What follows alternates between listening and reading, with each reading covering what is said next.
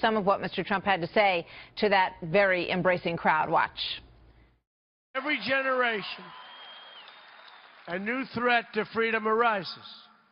And just as we defeated these threats, we faced generations in the past, and you understand that. So too will we defeat the forces of terrorism. It's unseen in many cases, but we're going to defeat that force. And we're going to defeat it strongly and quickly. Believe me. We will prevail. We will stop racing to topple foreign, and you understand this, foreign regimes that we know nothing about, that we shouldn't be involved with. Instead, our focus must be on defeating terrorism and destroying ISIS.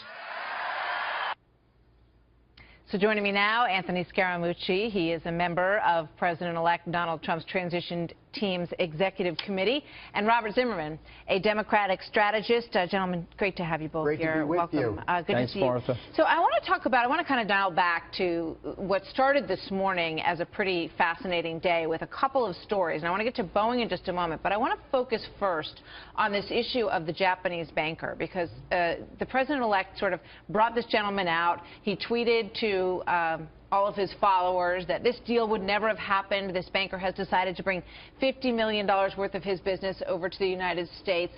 It's kind of like, feels like a deal a day, Anthony, that we're getting here.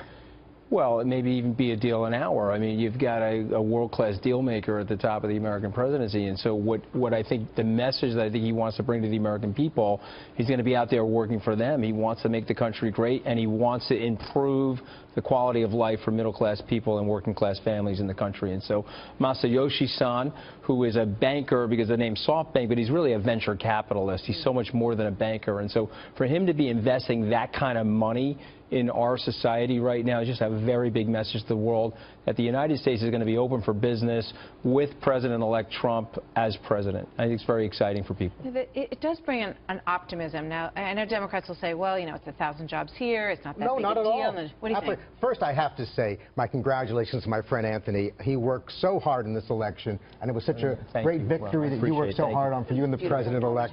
No, but he and Deidre are just winners, and I wanted just to acknowledge that. But look, let's be very... He wanted to get my wife into the equation. That's why he said that. I know who's really the power in the family, okay? I know where the power is. It's always the way. But the point simply here is, I think we all want to see our economy grow, and it's not a partisan issue. And I would wish more Republicans acknowledge we had the greatest private sector job growth in our country's history under President Obama. And look at how the market has done under his administration, how strong it's been. There clearly is important. Now, I think when we saw the announcement of the investment of the jobs by the Japanese today, and that important announcement Mr. Son made, it's great, but let's also understand it didn't happen in 2 weeks. He's been planning this for a very long time, and it was very appropriate that he made this announcement with the president-elect. I'm not dismissing that, but let's also be mindful he's a principal shareholder in Sprint.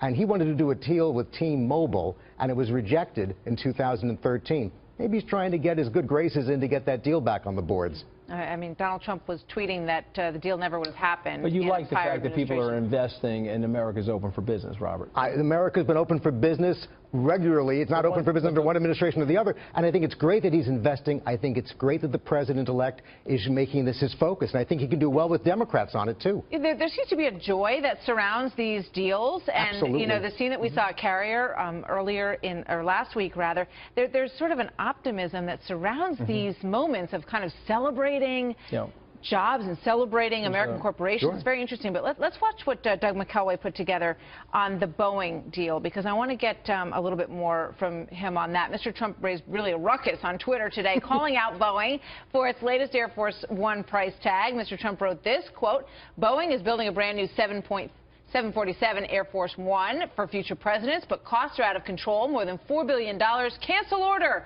Exclamation point. Doug McKelway joins us with what happened after that. Doug? Hi, Martha. When markets opened this morning, Boeing's stock price had dropped $2 a share after that early morning Donald Trump tweet, a tweet that Trump later reiterated in person with a rare appearance in the lobby of the Trump Tower. Well, the plane is totally out of control. It's going to be over $4 billion. It's for Air Force One program.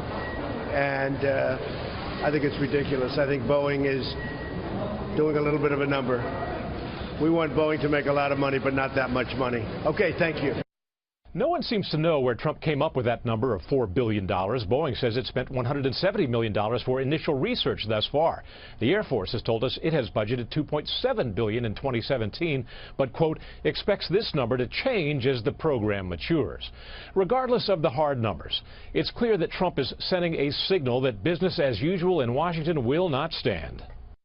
But about half of all Pentagon contracts only have one bidder. If the president-elect's intent is to say we need to reform how the Pentagon does business, then he's absolutely right. But Trump may have had another purpose, to reaffirm his long-standing campaign pledge to punish American companies that move manufacturing overseas. Both Boeing and Lockheed Martin are looking at building F-18 and F-16 fighter jets in India.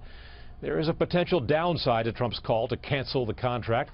The Air Force has said that buying spare parts for aging aircraft may turn out to be more expensive than buying admittedly pricey new planes. Yeah. Martha, back to you.